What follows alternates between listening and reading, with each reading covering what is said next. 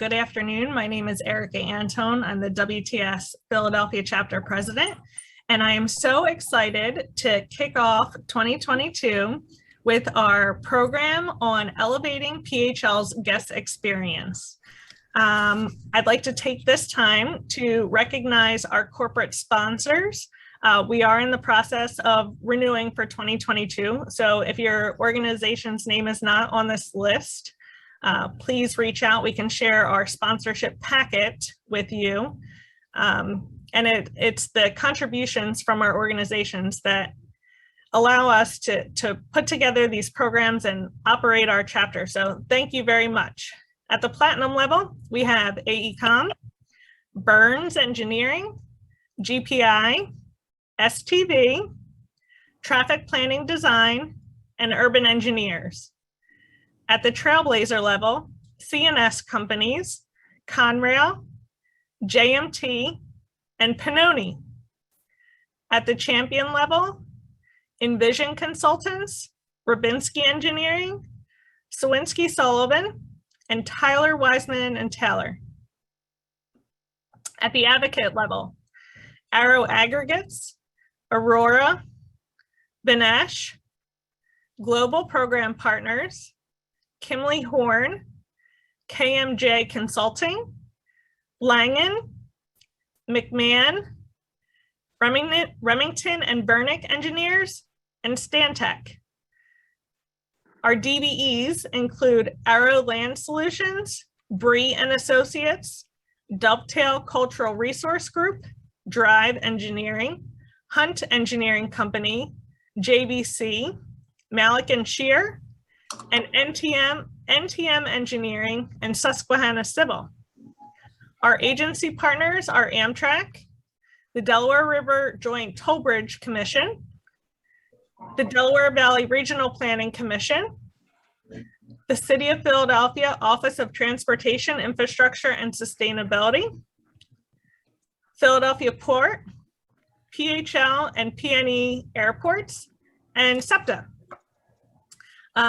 Before we get started, I just wanted to say thank you to our panelists for joining us today for this presentation, as well as a special thank you to Kelly Freeman, our Director of Programs of our WTS chapter, as well as Api Appalingam, who is our President-elect.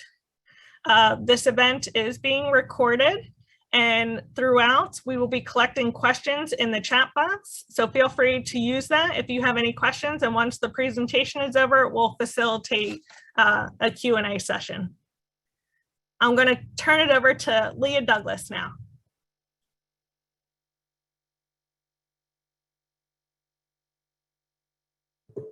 Sorry about that. Hi, how is everyone? Good afternoon. We're so excited to be here with you and talk to share our guest experience initiatives at PHL.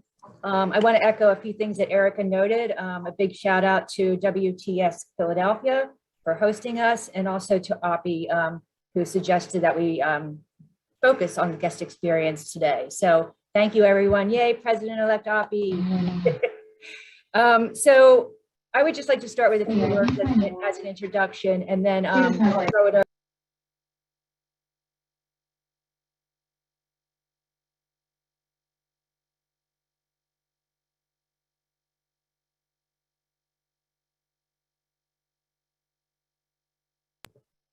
Sorry about that, I got muted somehow. Can you hear me? All good? Okay, thank you. So before we introduce each other, Elizabeth, Moselle, and Lakshman, I just wanted to say that the guest experience at PHL, what we're working to do is really function as an airport-wide team. And that means working with all of our stakeholders to do so. If you've traveled, hopefully you've traveled over the last 10 years, but airports are really no longer just places for passengers to catch a plane. Airports worldwide have and continue to evolve along with our guests' increasing expectations of what airports should offer today. So, airports have been very focused on hospitality, rethinking and redesigning our facilities, and rethinking our business practices to include really a robust customer service training programs across the airport campus. And we've done so by developing a strategic vision that includes a holistic guest-centric approach. And it's just been amazing to now really communicate much better. It's enabled us to communicate much better amongst the Division of Aviation and all of our stakeholders. So hopefully you'll get back to flying soon. We need you. We want you to experience what we've created over the past few years here. And I would just like to now throw it over to Liz Moselle, who is the Assistant Director of Guest Experience. Hi, thanks, Leah. Elizabeth Moselle, and I have been here with the airport about 2.5 years now, working closely with both Leah and Lakshman on building out PHL's guest experience department. And so we'll be talking about that a lot today. It's fun for me to be here with transportation people because my whole career has been focused on people and places and spaces and how we can help people to have the best experiences that they can have in various spaces. And in this case, we'll be talking about the airport. We couldn't do anything that we do here without great partners. And it's been a really exciting team to work on and be a part of, even throughout all of the craziness of the past 2 years in the pandemic. Turning it over to my other partner here, Lakshman, so he can introduce himself. Hey, good afternoon, everyone. And thank you so much for having me. And thank you, Liz. Thank you, Leah. My name is Lakshman, and I serve as really the best job in American Airlines' network, which is the Vice President of our operations here in Philly. We're the Northeast hub, the largest Northeast hub for American Airlines. We have a little over 8,000 team members here, so a pretty robust operation for us. And I will tell you, I've been with American from 2:30 till 3:30. I've been with American for 22 years. I've been fortunate enough to work in 6 different locations in 6 different states. And I will tell you, I'm super excited for everyone to see this presentation because it highlights some of the amazing work that Leah and Liz have done. And there is no doubt about this. We would not have made so much progress if it wasn't for these 2 phenomenal leaders in this space. And so I'm really humbled and honored to be a part of this group. So thanks, Liz. And I'll introduce myself. Leah Douglas. I'm the Director of Guest Experience. I've been at the airport for over 23 years. I started as the Director of the Exhibitions Program, which we'll show you a little bit of here. But over time, my position has greatly morphed. And now I find myself as Director of Guest Experience, which is really a great position to be in. It's wonderful that we do get to meet all of our stakeholders and communicate with them and interact with them. And just to improve the passenger experience and be able to be out in the terminals and making a difference for our passengers who choose to be at PHL. So Liz, if you want to go to the agenda, thank you. So here's our agenda. We're going to talk a little bit about PHL. What is airport guest experience at PHL? Our strategic vision and approach, the collaborative infrastructure and stakeholder partnerships that we've maintained and developed, and voice of the customer, how it's important that we know what the customer's expectations are and their feedback, and that's then how we can set our priorities to move forward. And then also we'll end with a few of our guest experience GX, which is, we call it a lot, highlights.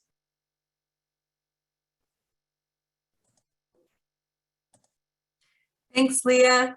So just a little bit of a bird's eye view very quickly about PHL. Many of you have come just to fly out, but you may not know just how big of a space we're really talking about. We have 7 terminals.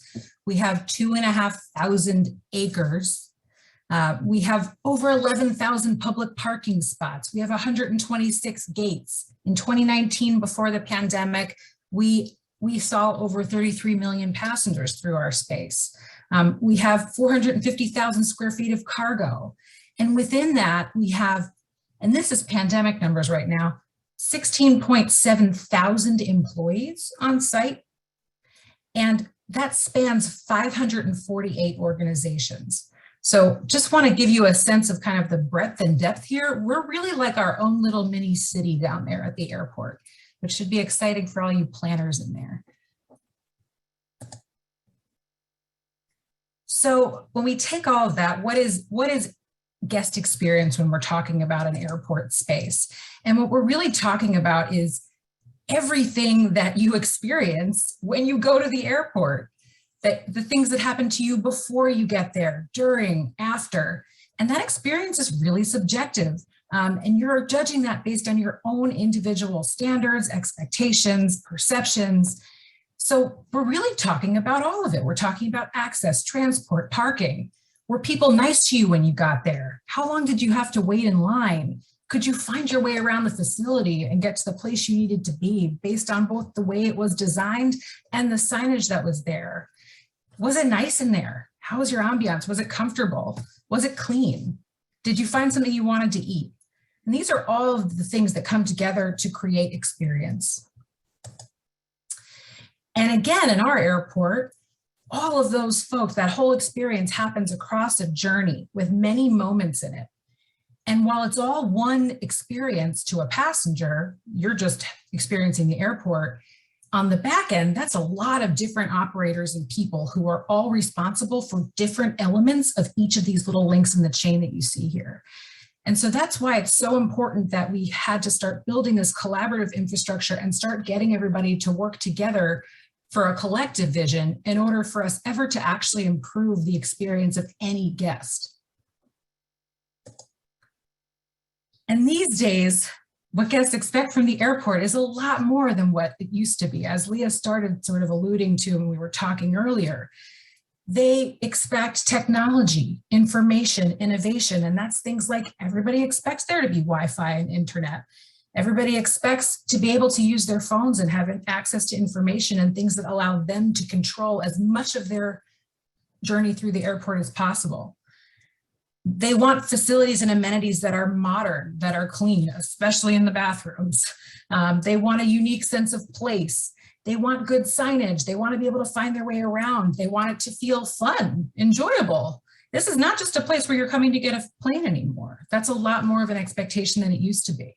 On the operations side, there are some things that just go without saying. Of course, our customers expect it to be safe and secure, both getting in the airport and flying. They expect things to move efficiently for the operations to work.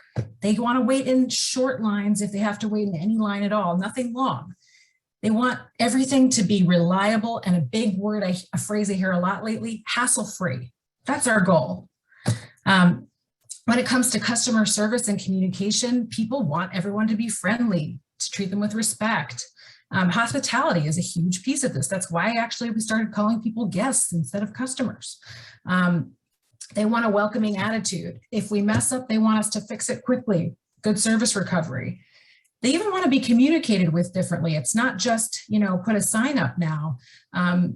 Social media, apps, texting, we need to be able to reach people in so many different places and communicate with them in the way that they want to be communicated with. On the amenities side, they want the concessions to be excellent and they want the value to be there. So that's a lot, right? That's everything that guests are expecting from airports these days. That's a huge jump from where we were, right? Which was the transportation business. So we formed this group called the Guest Experience, and we have a strategic vision and approach so that how we can do this. And here's the one way we like to think about it. Ugh, to awesome. We want things that are want the facility to feel nice. Find things that are unexpected. A term we use a lot is delighted, delightful. And here's just one example of a beautiful way that Leah transformed an ugh space into something really awesome. So here with PHL, we have a really sustainable approach to doing that. You can't just have that on day one, as much as we'd love to be able to do that. Just not the reality, right? Because as you said, there's 548 organizations and 17,000 employees. So what our job as the guest experience group is to bring all of these different stakeholders together to work collaboratively as one airport community. And we really see ourselves as being kind of at the center of all of these spokes. But at the same time, we want to be placing the guest at the center of all of that. And that's why understanding the voice of the customer, which we'll talk about further on in the program, is so important, right? If we're not in touch with what our customers, who they are and what they want and need, we can't really represent that to everyone else. We try to align everybody and bring them together around a shared vision and a service delivery promise. And then from there, be able to implement things like improved facilities, services, amenities, technologies, these are not things we ourselves are going to do. These are things that everybody at the airport who has their own job to do is doing. What we can offer is to be able to help them see that through a guest lens and help make sure that everybody is in alignment around a vision and we're all kind of going towards the same goal and ultimately making it a better experience for all of us when we fly and you guys in the city, and it all looks better. So our first kind of foundational phase has really been around understanding who our customers are, determining their priorities, building network and buy-in, those relationships, and just these structures that help to support our collaborative success. And then as we've progressed in the past year, we've been able to really start moving into some momentum building projects, whether they're customer service offerings that we'll show you or pilots. It's things that help people to see that there's forward progress and keep wanting to be engaged with this. We worked on this long ago, and it's funny because it hasn't been socialized a whole lot, but we're going to share it with you now. But we do use it, and it does kind of capture a lot of it, so I will read it. We strive to make each guest feel like a priority. Every day we elevate the airport experience through the passion, ingenuity, and inclusivity Philadelphia is known for. And we do this by cultivating a welcoming and comfortable environment that helps guests feel calm, making travel easier with efficient operations and supportive amenities, upholding the high standards of facility maintenance, cleanliness, and service excellence that our guests expect, and treating our guests to a genuine Philly experience by bringing local culture, character, and hometown neighborhood pride to our customers. And sometimes that can be a slide of attitude, but we'll get you what you need. So here's how that breaks down into areas of focus. We've got, again, culture and community. Culture and community and our strategic insights are really foundational supports that help us to deliver better customer service and to give better facility safety, comfort, and efficiency. Without these two things, without strategic insights, we don't know what direction to go in. Without culture and community, we don't have the ability to, and the relationships to get everyone on the same page and to help make sure that we can work together to get there. We identified within that some top priorities for our stakeholders early on. And it was interesting how much they mirrored what the top priorities for customers were. Restrooms, the condition, the cleanliness, the physical facility, the sense of place, how it looks and feels, all really important to them. Again, not our area. Appiapalingham is all over that, but they're important to guests too, so we have to work together. Employee conduct, behavior, and customer service, a huge area of focus, but we got to work on that, and we're working on it. The security checkpoint experience is another one that came up as a high priority. People want to get through. They want people to be nice to them when they do it, and they want to do it quickly. And finally, wayfinding and signage. They just want to be able to figure out where they're going and not have it be super overwhelming and be able to get where they need to be. So let's talk a little bit more about how we started to get there, the collaborative infrastructure and the stakeholder partnerships that are building it. We launched our guest experience stakeholder council. And this is our great foundational piece and what Lakshman is going to help talk about today. The members of that are airlines, government agencies, concessionaires, customer service providers, the folks who push your grandmother in the wheelchair when you get there, the ground transportation and parking, all of those folks, plus us city people and the airport staff across all of these different departments who are making everything happen every day.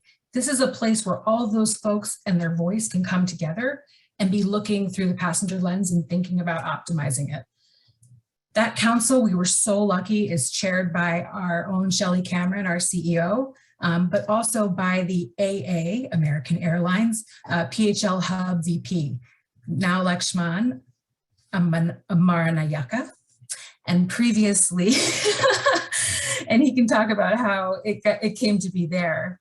And his predecessor as well. And I think it's great. We really couldn't have done it without a big partner like them. In fact, we could have had all the interest in the world, but if there wasn't a huge major hub carrier also having equal interest in doing it, this wouldn't have worked out. And we learned a lot, even as Lakshman will talk about what direction and how to start approaching it. And we launched this thing right as the COVID-19 crisis was unfolding, which, as if any of you have followed, was kind of a big deal in the aviation industry. And it gave us, in some ways, may have actually helped us because it gave us this new, very urgent focus on facility preparedness and pandemic operations and figuring out what are we going to do. So we had very high-level people coming to meetings every 2 weeks because all of us just needed to be in such close contact with each other and figuring it out. And that helped us to build that infrastructure early on and improved our communication from jump. And I'm going to turn it over now to Lakshman to talk a little bit more about all of that. Hey, Liz, thank you so much. First of all, it's to hear you go through the previous slides. It's just incredible, right? It just reminds me of how much work we've put into this, and it's a great overview. So, nicely done so far, Liz. Thank you so much. Yeah, so Liz gave me a good sort of tee up, and so I'll start with my predecessor, Jim Moses, who was the hub VP here for American Airlines for a couple of years. And Jim had an opportunity to work in a number of locations as well. He's been around for quite a long time. And one of the ideas that he brought and worked together with Shelley and Liz and Leah, one of the ideas that he wanted to really press us for as a city was to create this city environment that Liz talked about, to create this environment where we all work together. And look, one of the dirty little secrets of working in an airport is what usually happens in the 6 other locations I've ever worked in. You have airlines at 2 opposite ends of each other, right, playing tug of war. And folks like Shelley, Liz, and Leah, and the fantastic team that they have are usually stuck right in the middle of that tug of war. And it is not a pleasant place to be. And so oftentimes, airlines tend to go through the airport leaders to get to other airlines and other vendor partners and concession leaders. And what happens there is it drags out conversation. Communication is not where it needs to be. And it really, in the end of the day, our guests are the folks that really suffer when you don't have good communication. And so what we did as a local city is try to leverage those best practices that other cities came up with. And Liz could talk a little bit about them as well, and Leah could talk a little bit about when we first started these conversations of starting this guest experience council. We went out and looked at and really intentionally looked at other airports, large airports, and just seeing what they did and what they do to keep communication flowing. And look, I could be obviously biased, but our model, in my opinion, is the best that I have seen. So all that being said, look, what the intent of this is obviously very simple, is to pay attention to our customers, to bring all of the key leaders across this large footprint to talk about how do we improve the experience of our guests. We're in a very competitive landscape. I think everybody knows that. When you look at where Philly is situated, we're obviously not New York. We're not in Newark, where there are some really large carriers there as well. We're sandwiched between DC, Boston. And so how do you stand out in Philadelphia? How do you stand out amongst these really competitive airports? And what we've decided to do is say, we will stand out by trying to be the best at serving our customers and serving our guests as we possibly can. And so as we had these meetings leading up to our to really kicking the group off the ground, we wanted to be really thoughtful and careful in how we did this. And we spent a lot of time just talking about when do we start. And Liz, I think, just teed that up really, really well. As we started to talk about how do we start, we were right in the middle, right in the beginning of the crisis, and it felt like the best possible time to do it. And I will tell you, boy, almost 2 full years later, I don't know where we would have been if we didn't start this council at the time that we started the council. Now, these are things, and I know later on in the slide we'll talk about some big wins that we've had as well. But these are, look, when you talk about ensuring that guests that come through the front door are safe, and wear masks and are socially distant.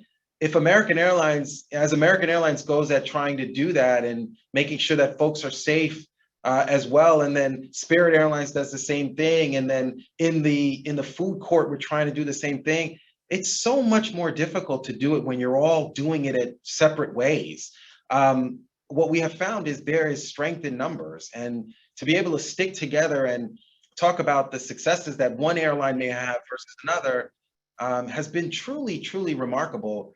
Look, make no mistake about it, as airlines, we compete vigorously. There's no doubt we're all competing for you as customers, and as all, competing for all the customers that we welcome back to flying. But once you're in the door here, we're competing vigorously before you get to the door. Once you get through the door, you're a guest here at our place. And with Liz and Leah's leadership, it's just been truly remarkable. As we talk about looking forward, look, I definitely don't have a crystal ball to say when we fully recover. If Shelley was here, she would say one of my favorite sayings that she's been saying over the last couple of years: we are recovering, but we have not fully recovered. And we see signs, tremendous signs of recovery. But we're definitely not there yet. We know that the latest strain has put a strain on our industry once again, and we are all doing the very best that we can to attract business, welcome back our customers, and to do it as safely as we possibly can. When we talk about welcoming back our customers, we're reintroducing some of our highly effective and really great and popular tourist destinations. These are places like Lisbon, like Venice, like Rome, like Athens, unbelievable locations that we are really, really excited to kick back off here next month. And as we look forward, we will continue to learn from each other and to continue to collaborate as best as we possibly can. Before I turn it back over to Liz, I just wanted to make one more plug to say, this is not rocket science, right? It's hard work. It is sitting across the table from each other, at times virtually, looking at each other in the eye at times and saying, you're not holding up your end of the bargain here, right? We need you to do better. How can I help you do better? And how do we work together? How do we work with the TSA to make sure that they have what they need to be successful? How do we work with our ticket counter folks to make sure that the belts are working and your baggage, our guests' baggage, can transfer safely and get to their final destination as well. But that being said, this is not easy work. It's a lot of rolling up your sleeves, and it's a lot of looking at each other in the eye and working together and coming up with really, really great solutions. And so I'm proud to be a part of the group. And thank you so much, Liz, for giving me an opportunity to speak. Thank you, Lakshman. That was beautiful. Really, really nice to hear your perspective and voice. And Lakshman, you brought up Jim Moses, and I recall when we really first kicked this off, he's like, described it as taking off everyone's business hat, and focusing on our collective business as an airport. So I think that's another thing that we're trying to do. It's like think holistically too. So thank you, Lakshman. So before we get into the fun oohs and ahs, a little bit more of the nuts and bolts, and I won't spend long on this, but we've talked about this kind of passenger lens and the voice of the customer a few times already. So I just want to make sure we talk a little bit about how we're understanding that. And our goal really is to use that information and those insights to try and set priorities as an organization. Again, we've got a few of us here that have just started some of this work in the past few years, and one of the big foundational elements was to build our consumer insights capabilities. And so we call that voice of the customer, VOC. And that's really this idea of turning a passenger lens on programs and projects across the airport, from concessions to the experience people have of the terminal, to operations, to major capital projects. There should be a slice of the guest, and that's our perspective, in everything, right? Because ultimately, that's what we're in service of. And it ensures, by us being there and by having these insights, it helps ensure that the end user is considered in every decision. We also try to use those insights to support partners in growing their businesses. And we shifted from kind of a broad benchmarking way of doing this into one that is more targeted and tailored for actions that make sense for our airport. And so we've been doing that with partners that we really feel can be foundational for us to grow this insights program going forward and continue to evolve it. So again, as I was saying, we transitioned from these broad national and global customer satisfaction benchmarks, which gave us some initial clues about things, but then to really drill in, what we're using data right now for is to help us understand who's actually coming through our facility, why and when, what amenities do they want, how do they spend money when they're here. And so we use that to help continue to keep pace with our offerings to make sure that we're matching that as that evolves, which it will continue to do. We want to have more actionable and shareable insights about how we improve the experience across the facility and how we focus our resources. And that can get down to specific slices, little pieces of the puzzle, little parts of the airport at a specific time or place. It can be the D checkpoint at 10 o'clock in the morning. We want to know what happens there then. That's how we start drilling in. And this all generates data that we can use to inform our business cases for structural, organizational, and business change. And we use those to share as well. And so without further ado, and because this is our foundational underpinning, now we are really excited to show you some of the highlights of the work that has taken place over the past few years. First and foremost, and this I think is a great transition from talking about our Guest Experience Council, is our first kind of major program rollout was this airport-wide employee recognition program. You might be thinking, employee recognition, what does this have to do with anything you just talked about?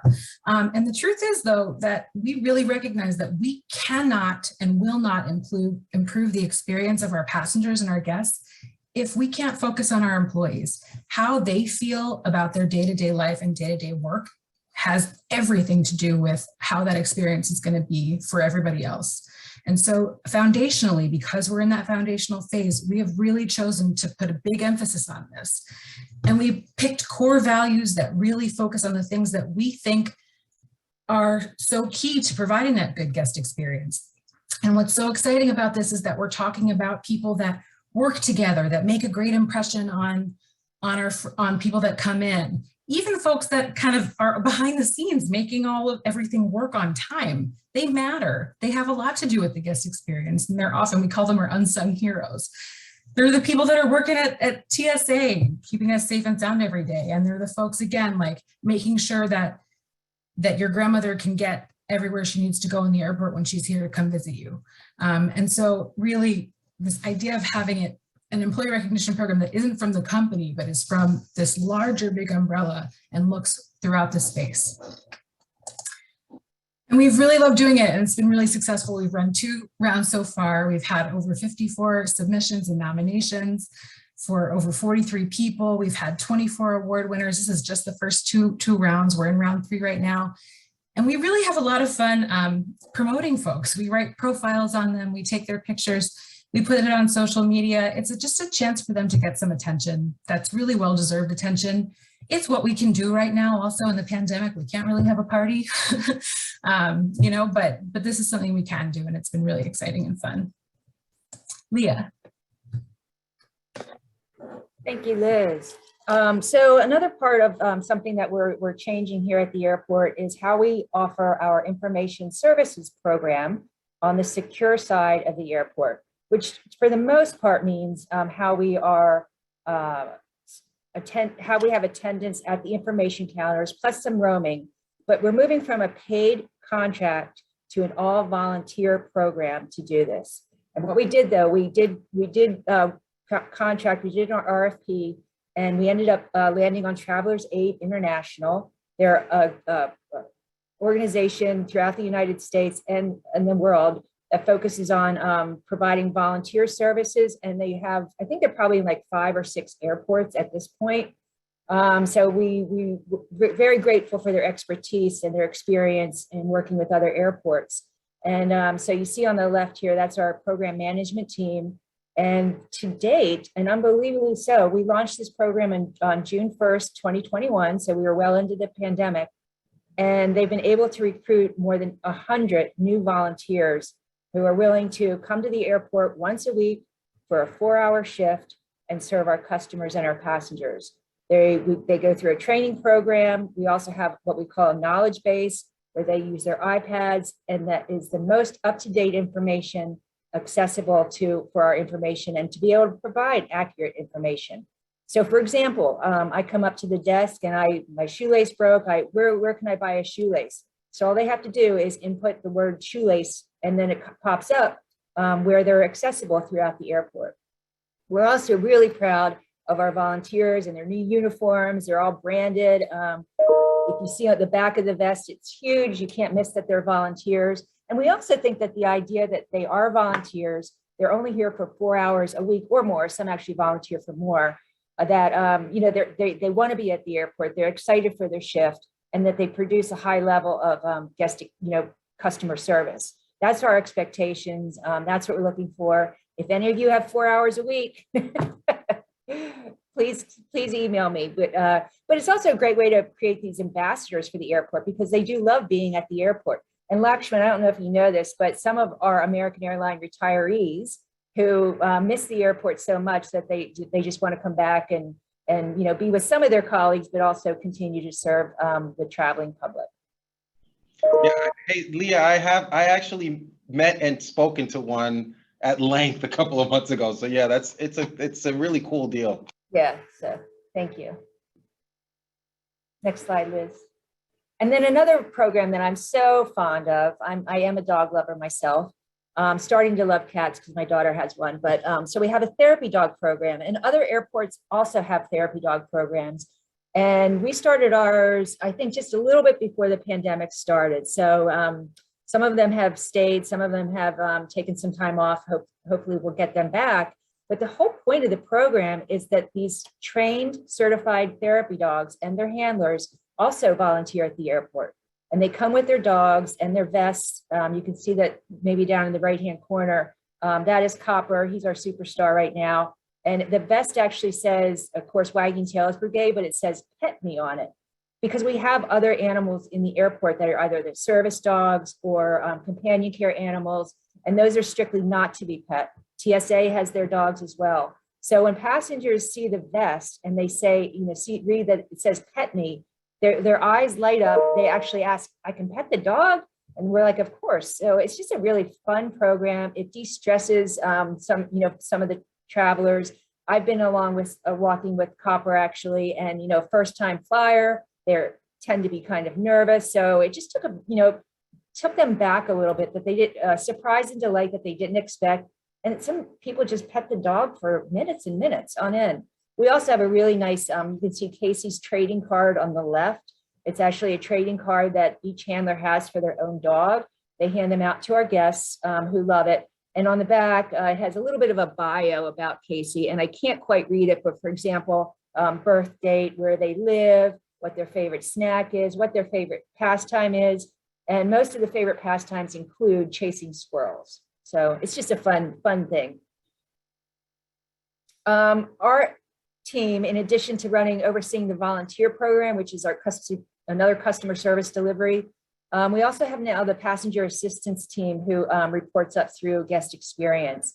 And those are the individuals that welcome our international guests to PHL and to Philadelphia. Right now, they're a team of 4 professionals.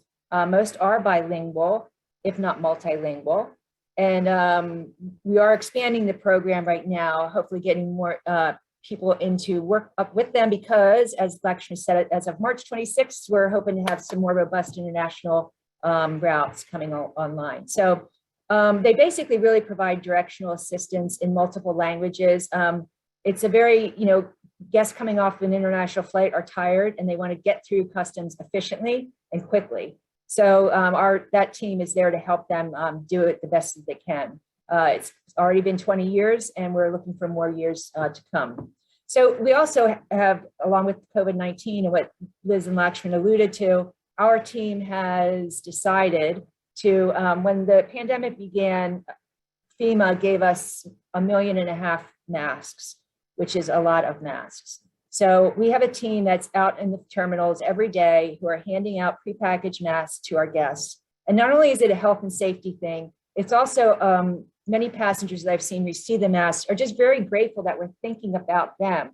And one of our guests who I guess didn't have a great experience potentially here at the airport, he said, "Oh, this is changing my mind. I'm really thinking much higher of PHL." So that's just what we're here to do. We're here to support our employees and our passengers and make sure that we're all healthy and safe while we're here.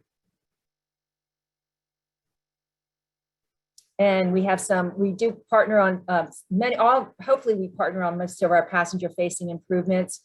Liz, do you want me to turn it over to you now? Sure. Thanks, Leah. That was awesome. So these are just some of the things that we've been doing as far as passenger facing improvements. Most recently, we did a new pilot implementing a wait time monitoring system. For those of you that don't know what that is, it actually monitors how long it's going to take through all kinds of very fancy technology that I will not get into trying to explain right now, and then pipes that in to a feed that then displays on digital screens in the terminal that also pipes to our website. So it allows our guests to have accurate real-time updates with these via the signage and the website to know what are you in for when you get here. And just knowing about that seems to decrease their stress and their perception of how well they go through the checkpoints already. We've already seen a lift in scores pre and post. And so we're really excited to be able to continue to roll this out to more checkpoints as we go on and really improve the checkpoint experience. And it's been a great collaboration between the guest experience unit and our IT and our capital development groups here on site. Leah. Thank you. So more about our information counters. Another thing that we are implementing, and I'm proud to say mid-February, we're going to launch it. It's a virtual information program. And again, it'll be a pilot, but what we're doing is we're having 2 monitors placed on 2 different counters throughout the airport, whereby if a passenger approaches, you can see how can we help you, touch here to start a live chat. And then we'll have someone on the other end, just like we're kind of doing right now on a Zoom, to answer their questions, to make them feel more comfortable. Much of the questions are, like I said, either directional, definitely about concessions, possibly even where's my gate. Sometimes the boarding passes don't include a gate. So we're going to launch it. It's going to be a 24/7 service. I'm super excited about it. I can't wait to see how it rolls out and if passengers actually use it. One thing that we found is that when a lot of airports start implementing the same kind of programs like the queue management, passengers learn to look for it, right? So it's similar experiences across the globe. So we're hoping that this will be a successful program and really add to the way that we can provide information services to our guests.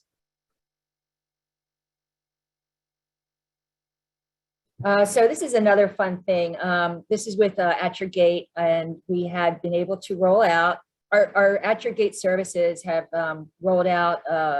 Was it just prior to COVID that it rolled out? But during COVID, because nobody wanted to be in a line with people, so we implemented this delivery service, and then we also implemented. It's a cute little robot that I haven't seen too much around the airport. Maybe they're always taking a break or something like that. But basically, it's like the picnic basket that follows the delivery person around from gate to gate. And it's just continuing to expand.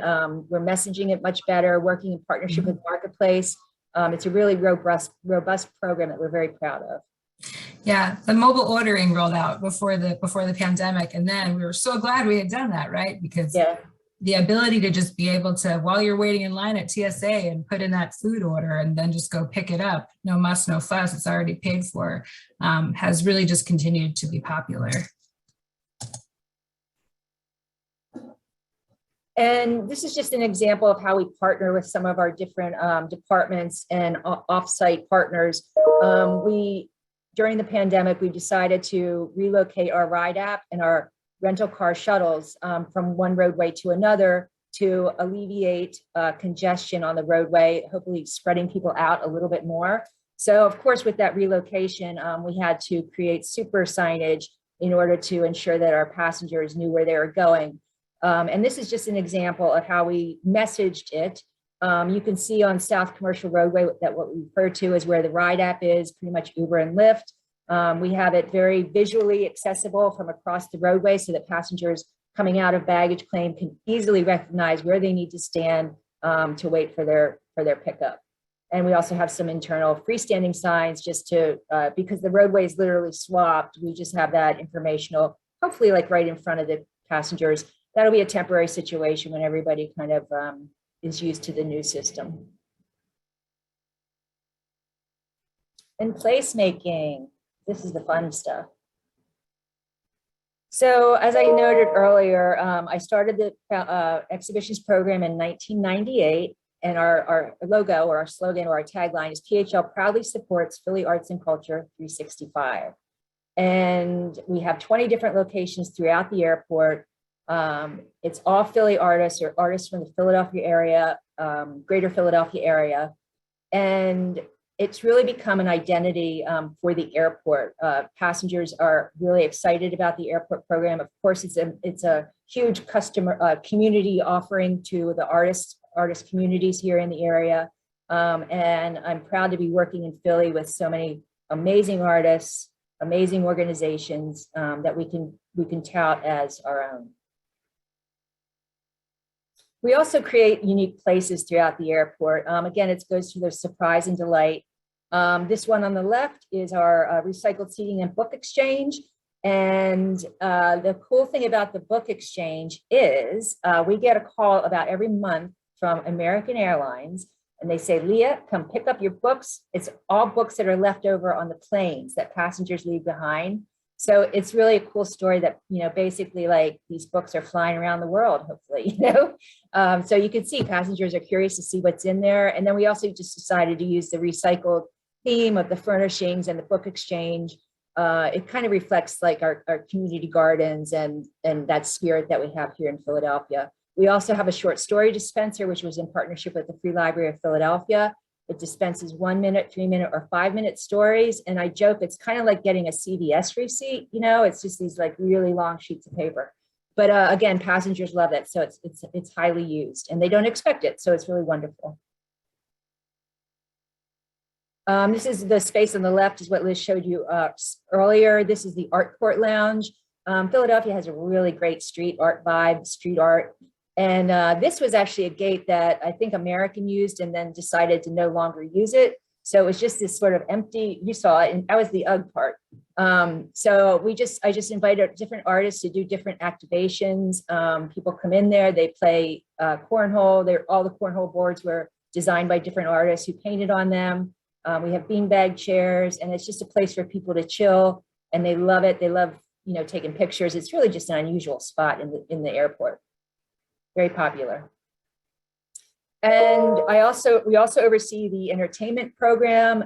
And on the left, so I guess every month or so, we would invite artists into the airport to do live demonstrations. For example, an artist would bring in their ceramic wheel, and they would actually like throw pots on the wheel. One of my favorites is called Walk Up and Weave. And we had 2 looms, 2 facilitators, and they actually had passengers sit down, and even employees love it, right? What a cool place to work. To actually take a chance, you know, their hand at weaving for a little bit. So then on the left, we reinstituted our artist demonstrations, but we use Zoom to do so. So that's the image on the left, and then image on the right. Hopefully we'll bring them back soon, but the zoo would come in once a month with live animals. And right, who expects to see that? I mean, that would just you can see how many people were just like hovering around taking pictures. It's truly amazing. So that's a lot of the fun stuff that we get to do. And hopefully we'll start resuming everything very soon, getting back to normal. So thank you. Thank you. That's our presentation today. We're going to stop sharing, and then I think we have time for some Q&A. Absolutely. Thank you. Let me jump right in. We have one question off the bat, which could be for Leah or whoever. How do you find artists? Is there an application? I'm the chief curator right now. There is no application, but most artists, and I find actually most artists through Instagram myself, they either message us through Instagram or Facebook or something like that. We also have an email, art.airport@phl.org, where artists write in to express their interest in the program, and we correspond back and forth. Amazing. Okay. So what's the best part of this GX journey that you've been on? What's the most surprising result or your favorite piece? I think it goes back to the communication and the trust that we've been able to establish amongst the Division of Aviation and all of our stakeholders. You know, I know people say communication, but it's true, right? And if we show up, they show up. You know, it's just like it's real teamwork, and that's exactly what we're trying to develop. And I was didn't really expect like the major amount of enthusiasm that really everybody holds for that for what we're doing and for the councils and things like that. And I think it's a yearning to understand, especially for the broader, we have a full council of pretty much everybody that does business at the airport. And it's a real great way to get firsthand information. So that's for me. Liz? You know, I'm gonna yield my time to Lakshman, just because my time at PHL has been that long. So things that are surprising to me may for other people, if that's okay. Yeah, hey, Leah, I think you hit it on the head really, really well. I would just add that, you know, back to my original comments around, you know, sort of fighting things out in other locations. And it's not that most stakeholders, airlines and alike are trying to do that. It's just the lines of communication are generally not as open as it needs to be. And I think we all agree that if communication is as good as it can be, you tend to build trust. Like the secondary thing from that comes trust. And so, you know, look, I had an opportunity to talk to a lot of hub carrier leaders. I get an opportunity to talk to some folks within American Airlines, obviously, but then other airlines as well. And we have something really special here because of the work that we've done to bring people together.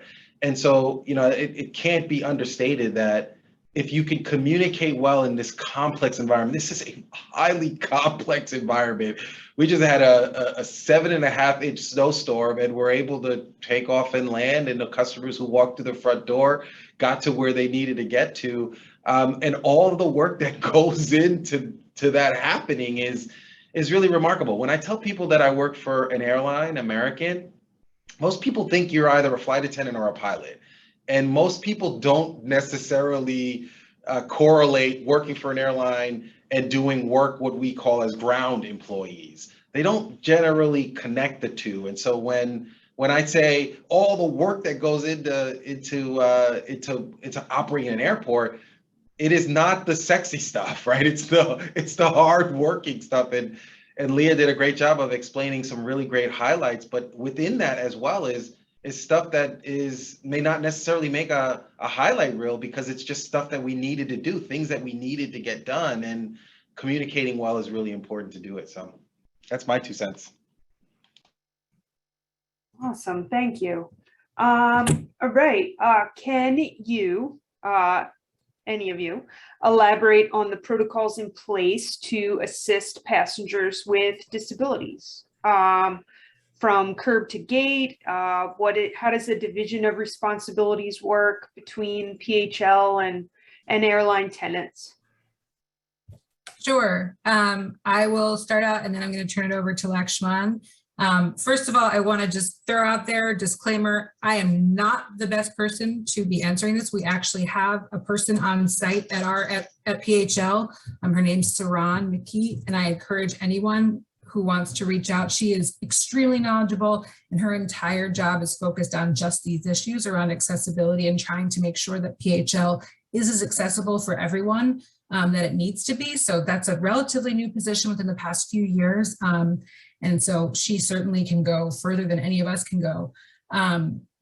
With the curb to gate, the way that PHL has it structured is that really falls onto the airlines who are responsible for complying with the ADA legislation on that. And they have subcontractors, and Lakshman can add. Yeah, I would We're fortunate here in Philly where we have one vendor partner. Prospect is our partner that helps us with customer need assistance. We're fortunate because they are large enough to basically handle that contract for everyone on the property. So when we talk to them, when American Airlines talks to Prospect, we're also talking to Prospect about the airport, not just American. And so that being said, they do a fantastic job here. It's constantly one of the things that one of the areas of the business that we get compliments around is how do we handle customers who have accessibility challenges. And so, that being said, I will say, look, we take pride in it. We have a lot of team members who not only themselves may have an undisclosed disability, but also have family members that as well do. And so these are things that really touch our heart and hit close to home. And so we spend a lot of time ensuring that we do well. American alone handles and transfers over 500 customers who request assistance in the way of wheelchairs and carts daily per day. And it's a lot of work, but we generally do a really, really good job. And again, that is from gate to airplane, and then on board the airplane, and then once you land in your destination, it's the same level of expectation as well. Amazing. Thank you so much. I think I can squeeze in a short one. I got a number of kind of questions related to maybe if you would give us a peek about things coming down the pike. You have anything coming in the arena of maybe expanded parking or USO or yoga meditation, or is there any peek at what's coming?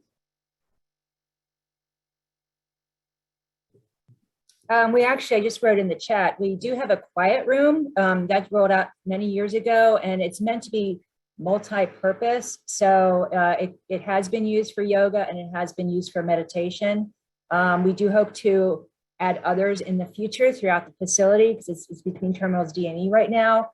But we are also kind of space challenged at the airport. So we have to be judicious about where we put things. Oppie's project, we're rolling out a bunch of new restroom renovations. All the restrooms will be renovated by 2026. So we're all excited about that. And we're doing a smart pilot restroom project. That should probably be opening, I think, in spring or early summer. So there's a lot of great projects that, Oppie's team in collaboration with GX and other departments are working on. That will make a huge difference in our guest experience. The restrooms, as you probably know, some have not been renovated in many, many, many years. So we're looking at that. Anything else you could think of, Liz, Lakshman? On parking, which seems to be a really hot topic here, it is something I know people are waiting with bated breath on it, and we are looking at how to expand and where to go, and there will be some things rolling out within the next year or so that we unfortunately are not at liberty to speak about right now, but do know it's top of mind. Awesome. Well, thank you so much. Thank you to our presenters. Thank you to PHL, American Airlines. We appreciate it so much. I know I learned so much about initiatives I didn't even know about before. So just for everyone, we have a professional development event on public speaking coming up on the 17th, and our awards gala, our annual awards gala, coming up on April 7th. And as Erica mentioned, we're still looking for corporate sponsors for 2022. So please reach out. Thank you again. Have a good day. Thank you.